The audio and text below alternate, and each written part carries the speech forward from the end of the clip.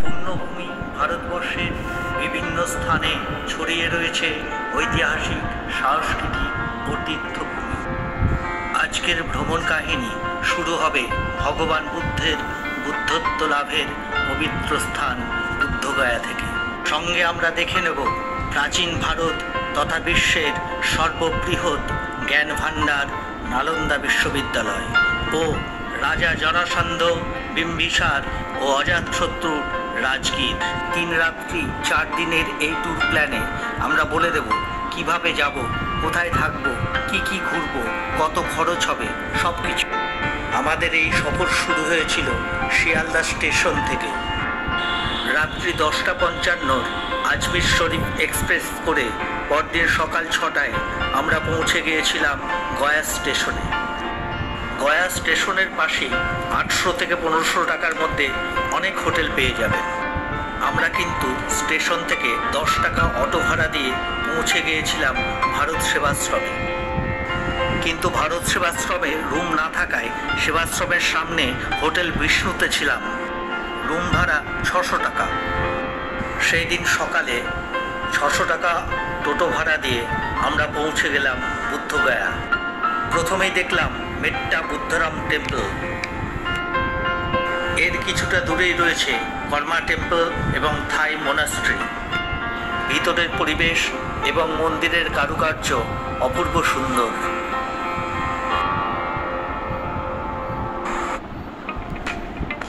মন্দিরের উপরে উঠতে হয়। এই বুদ্ধিস্ট টেম্পলের পাশেই রয়েছে দ্য গ্রেট বুদ্ধ স্ট্যাচু। এই মূর্তির উচ্চতা প্রায় 80 ফুট। 14তম দলাই লামা এই মূর্তির উদ্বোধন করেন। শোনা যায় ভগবান বুদ্ধ 80 বছর বয়সে প্রয়াত হয়েছিলেন বলেই এই মূর্তির উচ্চতা 80 ফুট করা হয়েছে। আমাদের পরের গন্তব্য থাই টেম্পল এবং থাই মোনাস্ট্রি। বিভিন্ন রঙের অপূর্ব কারুকার্যে ভরা এই থাই টেম্পল। এর পাশেই রয়েছে থাই মোনাস্ট্রি। মোনাস্ট্রির ভিতরের কারুকার্য অপূর্ব। এর পরের গন্তব্য রয়্যাল ভুটান মোনাস্ট্রি। এরপর বুদ্ধগয়ার শেষ গন্তব্য মহাবোধি টেম্পল। 3টি চূড়া বিশিষ্ট এই টেম্পলের উচ্চতা 80 ফিট। 2300 সাল পুরনো এই মন্দিরটি নির্মাণ করেন সম্রাট অশোক। এই মন্দির প্রাঙ্গণে রয়েছে বোধিবৃক্ষ। এই বৃক্ষের নিচে বসেই ভগবান বুদ্ধ মোক্ষ লাভ করেন। বুদ্ধগয়া ভ্রমণ নিয়ে পরের এপিসোডে বিস্তারিতভাবে আলোচনা করব। এই দিন বুদ্ধগয়াতে রাত্রিবাস করে পরের দিন সকাল 7:40 লোকাল ট্রেন ধরে পৌঁছে গেলাম রাজগীর। রাজগীর স্টেশন থেকে 2 মিনিটের হাঁটা পথে পৌঁছে গেলাম হোটেল হলিডে ইন। রুম ভাড়া 600 টাকা। হোটেলে খাওয়া দাওয়া করে 400 টাকা দিয়ে টোটো ভাড়া করে পৌঁছে গেলাম 15 কিমি দূরে নালন্দা বিশ্ববিদ্যালয়ে। আপনারা বাসেও চলে যেতে পারেন নালন্দায়, সেক্ষেত্রে সময়ও কম লাগবে এবং টাকাটাও বাঁচবে। নালন্দা স্টপেজে নেমে 10 টাকা টোটো ভাড়া দিয়ে পৌঁছে যাওয়া যায় নালন্দা বিশ্ববিদ্যালয়। ফিরে এসে হোটেলে রাত্রিবাস। পরদিন সকালে বেরিয়ে পড়ুন রাজগীর জু সাফারিতে। হোটেল থেকে পার হেড 40 টাকা টোটো ভাড়া দিয়ে চলে আসুন রাজগীর জু। 3 দিন আগে থেকে অনলাইনে টিকিট কাটা যায়।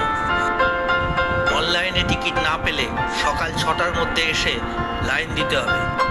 অফলাইনে মাত্র 200টি টিকিট পাওয়া যায়।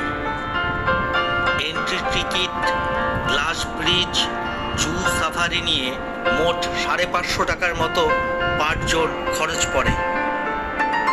এছাড়াও আছে সাসপেনশন ব্রিজ এবং নানা রকমের রাইড। সব কিছু ভালোভাবে দেখতে আপনাদের 7 থেকে 8 ঘন্টা সময় লাগবে। সব কিছু ভালোভাবে দেখে আবার 40 টাকা টোটো ভাড়া দিয়ে পৌঁছে যান হোটেল। পরদিন সকালে 8টার মধ্যে হোটেল চেক আউট করুন। লাগেজপত্র রেখে দিন হোটেলের লকার রুমে ফ্রি অফ কস্টে। এরপর 600 থেকে 700 টাকায় একটা টাঙ্গা রিজার্ভ করে বেরিয়ে পড়ুন রাজগীর সাইট সিনে। টাঙ্গা রিজার্ভ করতে বলছি কারণ রাজগীর সাইট সিনে টাঙ্গা প্রায় সব জায়গাতেই যায়, কিন্তু টোটো বা অটো সব জায়গায় যায় না। চলে আসুন সোন ভান্ডার বা স্বর্ণ ভান্ডার। শোনা যায় এখানে নাকি সোনা লুকানো আছে। এখানে পাশাপাশি দুটি গুহা আছে। গুহার গায়ে শিলালিপি লেখা আছে। স্বর্ণ ভান্ডার থেকে 20 টাকা আপ ডাউন টোটো ভাড়া দিয়ে চলে আসুন জরাসন্ধের আখড়া। এখানেই ভীম আর রাজা জরাসন্ধের 28 দিন ধরে যুদ্ধ হয়েছিল। আপনারা টোটো ভাড়া না দিয়ে হেঁটেও চলে আসতে পারেন, 1/2 কিলোমিটার ডিস্টেন্স হবে। এরপর চলে আসুন শ্রীকৃষ্ণের রথের চাকার দাগ দেখতে। পাশাপাশি সমান্তরালভাবে চলে গিয়েছে শ্রীকৃষ্ণের রথের চাকার দাগ। এরপর দেখে নিন বিম্বিসারের জেল এবং মণিয়ার মঠ। পরের গন্তব্য ঘোড়াকাটোরা লেক। টাঙ্গা রাজগীর রোপওয়ের কাছে আপনাকে নামিয়ে দেবে। এরপর আপনাকে টোটো ভাড়া করে চলে আসতে হবে ঘোড়াকাটোরা লেক। টোটো ভাড়া পার হেড আপ ডাউন 100 টাকা। প্রায় 6 কিলোমিটার রাস্তা জঙ্গল পাহাড়ের মধ্য দিয়ে আপনাকে টোটো নিয়ে যাবে। ঘোড়াকাটোরা লেকে বোটিং করে কিছুটা সময় কাটিয়ে ফিরে চলুন রোপওয়ের কাছে। রোপওয়ের কাউন্টার লাঞ্চের জন্য 1টা থেকে 2টো অবধি বন্ধ থাকে। রোপওয়ে টিকিটের মূল্য 100 টাকা ও 120 টাকা।